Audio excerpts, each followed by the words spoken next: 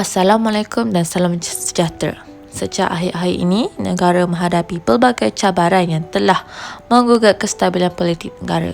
Saya akan menjelaskan tentang cabaran dan langkah mengatasinya. Sebelum kita memulakan pembentangan ini, marilah lihat ahli kumpulan saya iaitu Muhammad Nur Syairi, Anum Suraya, Nur Sarburna dan Nur Afika.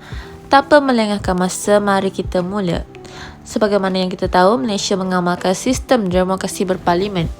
Sistem demokrasi berparlimen bermaksud rakyat melibatkan diri dalam sistem pemerintahan negara.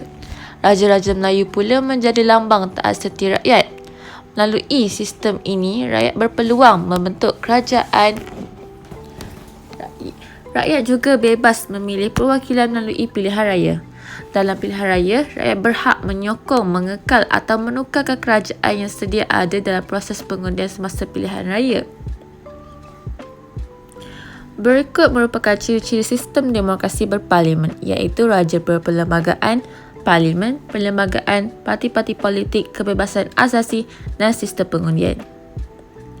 Cabaran yang pertama. Langkah syariah merupakan cabaran yang pertama, sesuatu langkah yang telah mengubah lanskap politik negara dan tertulisnya satu sejarah baru di Malaysia. Sebuah kerajaan bukan pilihan rakyat telah tertubuh. Siapakah yang terlibat? Tun Dr. Mahathir Mohamad, Datuk Seri Anwar Ibrahim, Datuk Seri Muhammad Azmi Ali dan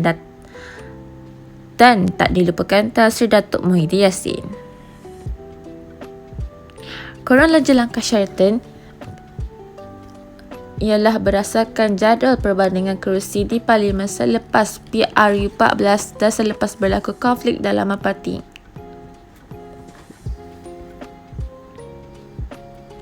Pada tanggal 21 Februari 2020, mesyuarat Biro Politik diadakan sebagai persediaan untuk mesyuarat Majlis Presiden Pakatan Harapan. Seterusnya, Tan Sri Muhyiddin memaklumkan kepada Tun Dr. Mahathir bahawa Datuk Seri Muhammad Azmi Ali merancang untuk keluar dari mesyuarat tersebut jika Tun Dr. Mahathir tidak memberi keputusan bilakah tarikh dan masa untuk meletakkan jawatannya. Ahli Majlis Presiden Pakatan Harapan telah menggesa Tun Dr. Mahathir untuk menyerahkan jawatan kepada Datuk Seri Anwar Ibrahim. Pada tanggal 23 Februari 2020, Tun Mahathir, Tan Sri Muhyiddin Yassin, Hamzah Zainuddin dan Syed Saddiq mengadakan mesyuarat di Ibu Pejabat Pakatan Harapan. Tujuan mesyuarat diadakan adalah sebab untuk ketetapan menyokong Tun Mahathir meneruskan tugas sebagai Perdana Menteri. Seterusnya, satu lagi mesyuarat tergempar bersatu diadakan. Tun Mahathir merayu dan menggesa supaya tidak melanggar prinsip dan mungkir janji. Dalam masa yang sama, rata-rata ahli tertinggi juga telah bermesyuarat di Hotel Sheraton dan juga di Jani Baik. Seterusnya, Hamzah Zainuddin telah menghantar pesanan melalui WhatsApp kepada Setiausaha Agong iaitu Datuk Marzuki Yahaya mengatakan jika tiada keputusan atau tindakan yang diambil oleh Bersatu, beliau dan beberapa ahli UMNO yang lain menyertai masuk Parti Bersatu akan keluar Pakatan Harapan. Semua ketua pemimpin parti bertemu Tun Mahathir di kediamannya di The Mines. Tun Mahathir tidak setuju untuk mereka menghadap Yang di-Pertua Agong. Semua ketua pemimpin parti telah bertemu dengan Yang di-Pertua Agong di istana untuk menyokong Tun Mahathir sebagai Perdana Menteri dan kekal menjadi Perdana Menteri. Tun Mahathir telah dipanggil ke Istana Negara tanpa pengetahuan Tun Mahathir. Muhyiddin telah menghadir di perjumpaan di Hotel Sheraton di Petaling Jaya.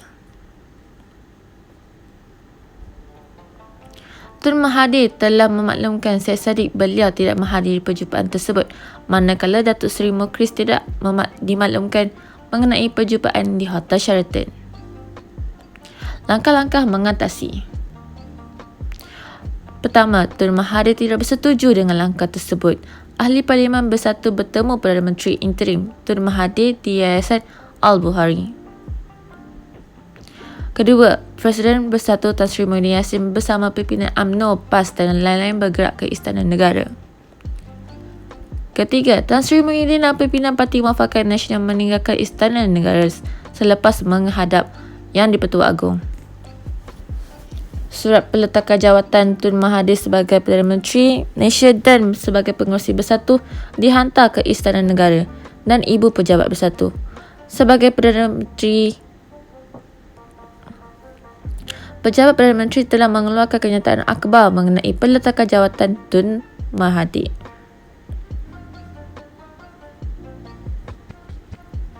Kelima, Tan Sri Muhyiddin Yassin umum pangku jawatan Pengerusi Bersatu selepas Tun Mahathir bersama Pakatan. Istana Negara telah melantik Tan Sri Muhyiddin Yassin sebagai Perdana Menteri ke-8.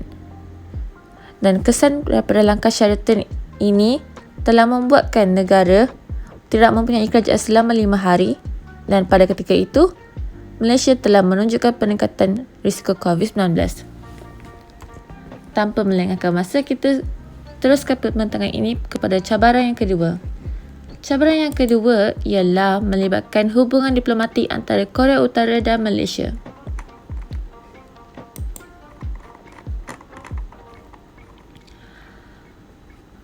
Sedikit ringkasan peristiwa yang menyebabkan terputusnya hubungan diplomatik. Hubungan Malaysia-Korea bermula pada 1973 dan telah menyaksikan pencapaian memberasakan dalam bidang diplomatik dan perdagangan. Sehinggalah Kim Jong-nam, saudara tiri pemimpin tertinggi Korea Utara Kim Jong-un, dibunuh di Malaysia pada 2017. Pembunuhan Jong-nam dengan ejen saraf VX menjadi titik tolak ketegangan hubungan kedua-dua pihak yang sebelum ini bermula dengan baik. Susulan kejadian itu, timbul isu apabila pihak Korea Utara menentang keras hasil bedah siasat yang dilakukan tanpa kebenarannya. Malaysia juga berpendirian kematian John Nam berlaku di Malaysia dan berhak menyiasat serta mengambil tindakan. Kedua-dua pihak saling bertelingkah dengan Duta Kang Chol diusir berikut kenyataannya yang provokatif. Malaysia memanggil kembali dutanya dan menghentikan operasi kedutaan di Pyongyang, dan kedutaan Korea Utara di sini beroperasi tanpa duta. Namun, keputusan Mahkamah Tinggi Kuala Lumpur pada 19 2021 mengenai ekstradisi ahli perniagaan Korea Utara Moon Chol-myong mendorong Pyongyang memutuskan hubungan dengan Malaysia. Sedikit peristiwa penting dalam hubungan Kuala Lumpur dan Pyongyang. Pada tahun 1974, Korea Utara membuka kedutaannya di Kuala Lumpur. Pada tahun 1985, Malaysia mengadakan rundingan antara Korea Utara dan Amerika Syarikat mengenai program nuklear negara itu. Pada 2004, Malaysia membuka kedutaannya di Pyongyang. Pada tahun 2009, permulaan hubungan yang lebih erat antara Malaysia dan Korea Utara. Rakyat Malaysia dibenarkan ke Korea Utara tanpa visa. Pada tahun 2017, pada tanggal 13 Februari, Kim Jong-nam, abang tiri Kim Jong-un, telah dibunuh di lapangan terbang antarabangsa Kuala Lumpur, KLIA. Duta Korea Utara Kang Chol diisytiharkan sebagai persona non grata dan diusir dalam tempoh 48 jam kerana memperlekeh sistem siasatan pembunuhan itu. 2 hari selepas itu, kelonggaran lawatan tanpa visa untuk Korea Utara ditarik balik. Korea Utara menahan semua 9 rakyat Malaysia di negara itu. Malaysia bertindak balas dengan melarang warga Korea Utara memasuki atau meninggalkan negara ini. Pada tahun 2018, Perdana Menteri Tun Dr. Mahathir Mohamad dipetik berkata Malaysia akan membuka semula kedutaannya di Pyongyang dan mengakhiri ketegangan diplomatik. Namun tidak ada perubahan dalam status quo itu. Pada tahun 2021, Mahkamah Tinggi Kuala Lumpur menolak rayuan ahli perniagaan Korea Utara Moon Chol-myong daripada diekstradisi ke Amerika Syarikat atas tuduhan pengubahan wang haram. Langkah-langkah mengatasi. Malaysia telah menggesa ahli-ahli kedutaan Korea Utara di Malaysia untuk meninggalkan negara ini.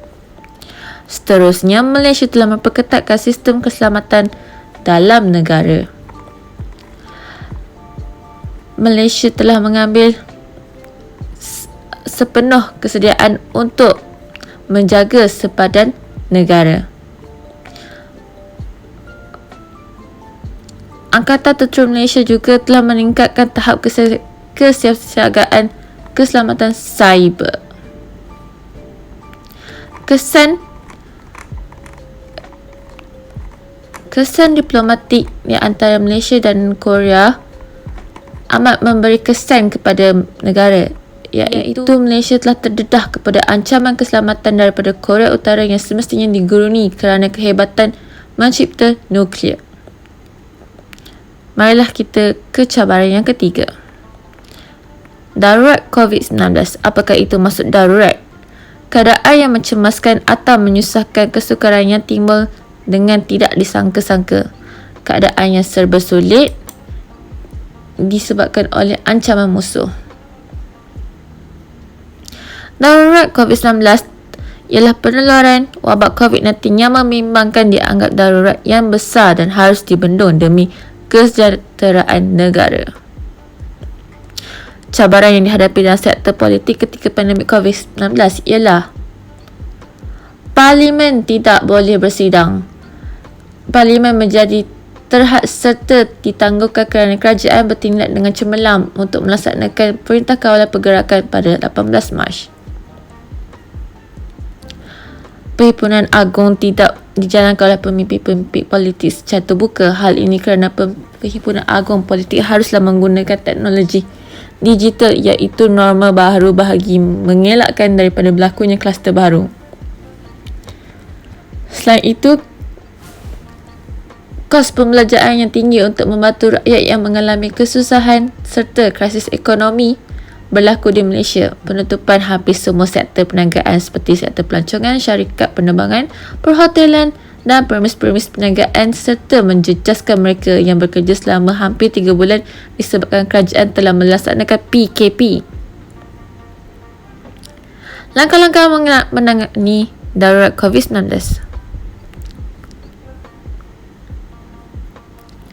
Pengisytiharan darurat perlu dilakukan bagi melandaikan lekuk jangkitan COVID-19 secara berkesan. Hal ini kerana kerajaan tidak boleh berlengah dalam membuat perkiraan dengan pihak swasta untuk menggunakan permis perubahan swasta serta sumber utility dan aset. Penguatkuasaan peraturan berkenaan kawalan penularan pandemik boleh disegerakan tanpa urusan birokrasi dan peraturan yang menyukarkan.